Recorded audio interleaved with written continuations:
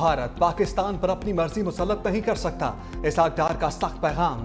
तकरीब से खिताब में कहा, सिंध ताश माहदे की खिलाफ वर्जी जंग तसव्वुर होगी। भारत पानी को बतौर हथियार इस्तेमाल करना चाहता है। सिंध ताश माहदे को एकतरफा तौर पर मुअत्तल नहीं किया जा सकता। पाकिस्तान अपनी सालमियत और खुद मुख्तारी के लिए पुरअज़्म है। भारत ने पहलगाम वाक़े का बेबुनियाद इल्जाम लगाकर जारहियत मुसल्लत की। पाकिस्तान ने भारतीय जारहियत का फौरी और मौसर जवाब दिया। खित्ते में अमन मसला कश्मीर के पुरअमन हल से ही होगा। पाकिस्तान को मशरिक़ वस्ता की हालिया सूरत हाल पर भी तशवीश है।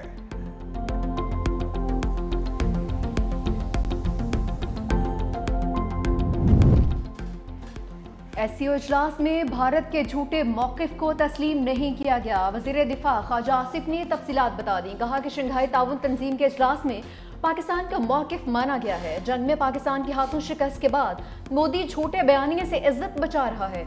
कोई फरीक सिंध ताश माहदे को मुअत्तल नहीं कर सकता। जंग में हजीमत के बाद मोदी की सियासत के दिन पूरे हो चुके हैं।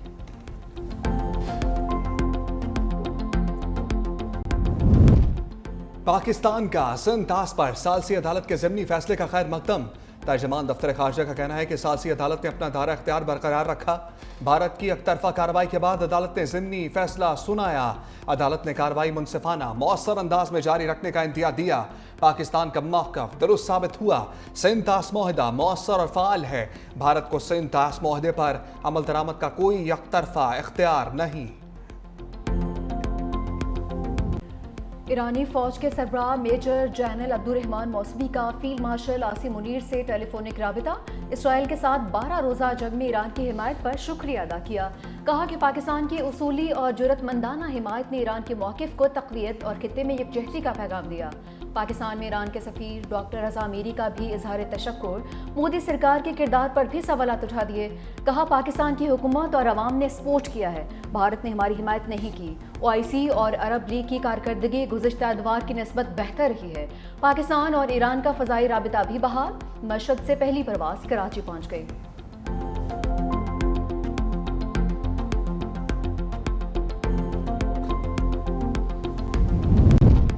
मरी में सयाहों की हलाकत पर वज़ीर आला पंजाब से इस्तीफ़ा मांगा जाए।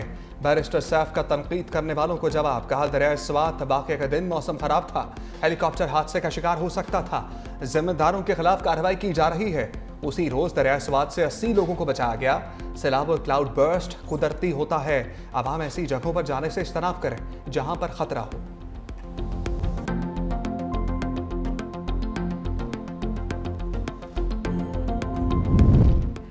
पीटीआई की मखसूस नशिस्तों की दीगर जमातों में बांट। इलेक्शन कमीशन का अहम इजलास कल तलब। मखसूस सीटों से मुतालिक सुप्रीम कोर्ट फैसले पर गौर होगा। अदालती फैसले पर अमल दरामद से मुतालिक हिकमत अमली तय होगी। इलेक्शन कमीशन मुअत्तली का नोटिफिकेशन वापस लेने पर गौर करेगा। इजलास में पेशावर हाई कोर्ट का बहाल शुदा फैसला ज़ेर गौर आएगा।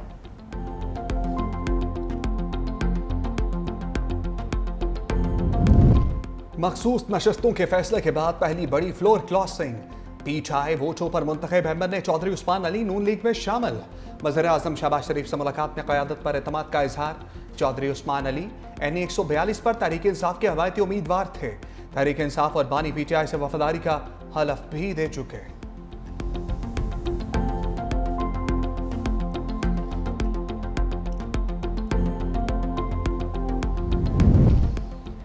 मखसूस नशिस्तों का केस सुप्रीम कोर्ट के दरवाजे पर दस्तक। सुन्नी इत्तेहाद कौंसिल की 12 जजेस के साथ कोर्ट ऑर्डर जारी करने की दरख्वास्त। वकील हामिद खान ने मौक़िफ़ अपनाया।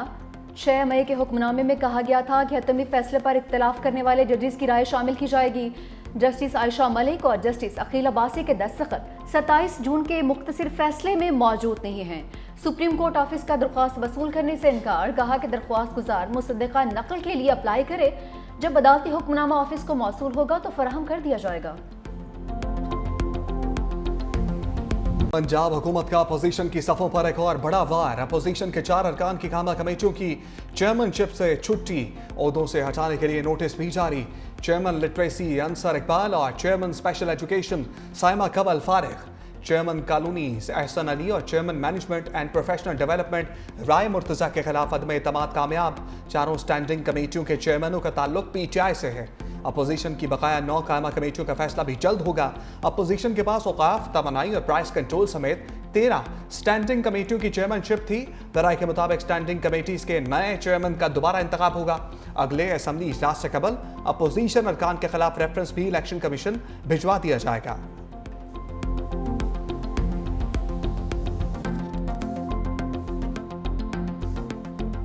आपको कहा जाता है ये ऐवान मोज़ेज़ है। ये ऐवान मोज़ेज़ कैसे है? इसकी तकरीम होगी, इसका तकद्दुस होगा। क्या कोई ऐसी जगह जहां पर गालियां दी जाती हैं वो मुअज़्ज़िज़ हो सकता है? क्या कोई शख्स जो किसी को गाली दे वो मुअज़्ज़िज़ हो सकता है? मेरा झगड़ा सिर्फ उस हक के नुमाइंदगी के साथ है। मैं उसको किसी सूरत भी मुअत्तल नहीं करना चाहता, but I can not allow this. क्या हम यहाँ गालियाँ खाने आते हैं यार? नंगी गालियाँ खाने आते हैं? औरतों की बेहुरमती करवाने आते हैं? बेतौकीर करने आते हैं यहाँ पे? Is this the house? Speaker की ओपोजिशन के खिलाफ हुकूमती अरकान को करारदाद लाने की हिदायत। मलिक मोहम्मद अहमद खान कहते हैं शोर मचाते हैं, इलेक्शन छीन लिया, फॉर्म 47 की हुकूमत लाई गई। ऐसे रवैये असम्बली के तकद्दुस को पामाल करते हैं। जहां गालियां दी जाती हैं वो ईमान मुअज़्ज़ज़ हो सकता है। मैं पंजाब असम्बली में कानून की खिलाफवर्जी नहीं होने दूंगा।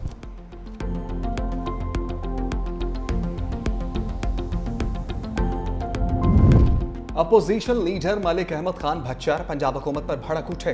मीडिया से गुफ्तगू में कहा स्पीकर जानिबदार हो चुके मगर खुद को जमहूरियत का चैंपियन कहते हैं। इस ज़बान में खानदान की इजारादारी कायम की जा रही है। हमारे अरकान को पहले मुअत्तल फिर जुर्माना किया, अब तहरीक अदम एतमाद लाकर चेयरमैनशिप से हटाया जा रहा है। हम इस जुल्म पर खामोश होकर नहीं बैठ सकते। हम हर फॉरम पर एहतजाज जारी रखेंगे। स्पीकर के हर इक़दाम को अदालत में चैलेंज करेंगे।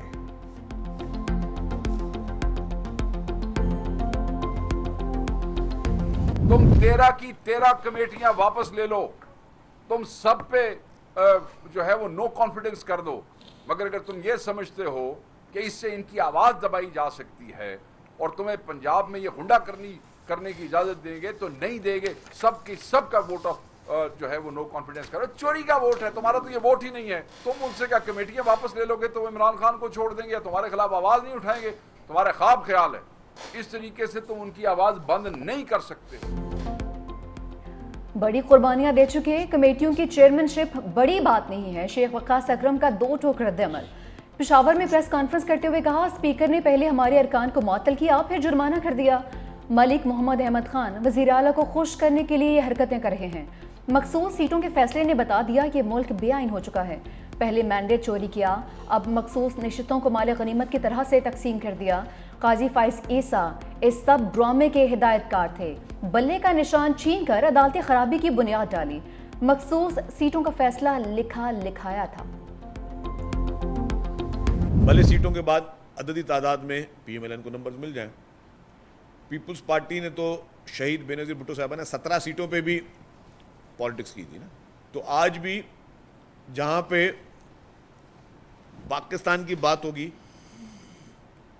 पाकिस्तान के सर्वाइवल की बात होगी, हमारे वतन की इज्जत की बात होगी, तो पाकिस्तान पीपल्स पार्टी हुकूमत की सपोर्ट करती रहेगी। कोई ऐसा कॉन्फ्लिक्ट जो पाकिस्तान के वसीतर मुफाद में नहीं होगा तो पाकिस्तान पीपल्स पार्टी अपना स्टांस मजबूत तरीके से रखेगी। तो आज भी अपना जो हम कोई भी मुकदमा लड़ते हैं तो हम कभी भी नंबर्स गेमिंग की ब्लैकमेलिंग पे नहीं रखते।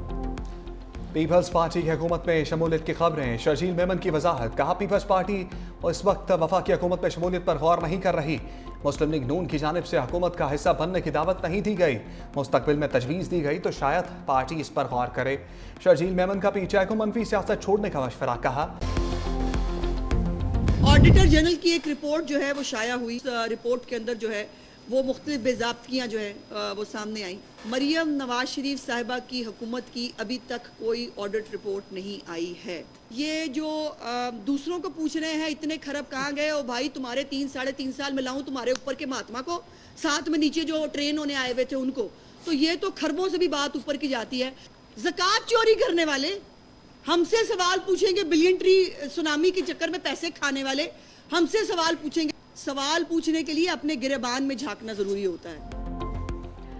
अस्मा बुखारी ने मरियम नवाज के खिलाफ ऑडिट रिपोर्ट को फेक न्यूज़ करार दे दिया। प्रेस कॉन्फ्रेंस में कहा वज़ीर आला पंजाब के खिलाफ कोई ऑडिट रिपोर्ट नहीं आई। एक तो ये पढ़े लिखे नहीं हैं, दूसरा सीखने की कोशिश भी नहीं करते। सानिया सवाल पर चंद सवालात जवाब तलब हैं। नून लीग लाशों पर सियासत नहीं करती। केपी में करप्शन की लंबी दास्तान है जो खुद पीटीआई के लोग सामने लाए।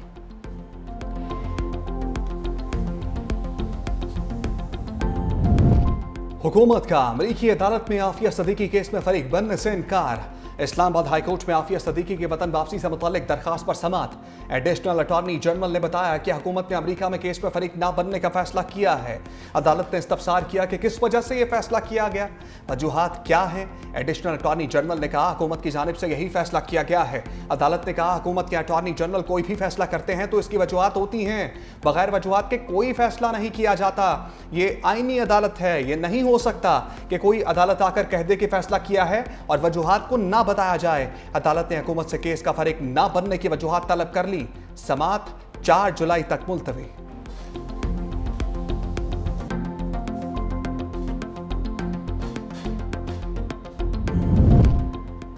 सदर मुमलिकत ने फाइनेंस बिल 2025-26 पर दस्तखत कर दिए। बिल की मंजूरी के अमल में कौमी असम्बली ने हुकूमत की 10 मुकम्मल और 2 ज़ेली तरामीम की मंजूरी भी दे दी। ओपोजिशन की 78 तरामीम को ईवान ने मुस्तरद किया था। सदर की मंजूरी के बाद फाइनेंस बिल 1 जुलाई से नाफिजुल अमल होगा। सदर की तौसीक के बाद बिल गज़ेट नोटिफिकेशन के लिए भिजवा दिया गया।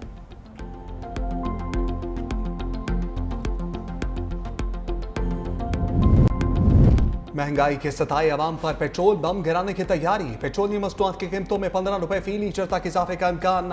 पेट्रोल 11 रुपए फी लीटर महंगा होने की तवक्को। पेट्रोलियम मसनूआत की नई कीमतों का ऐलान आज रात किया जाएगा।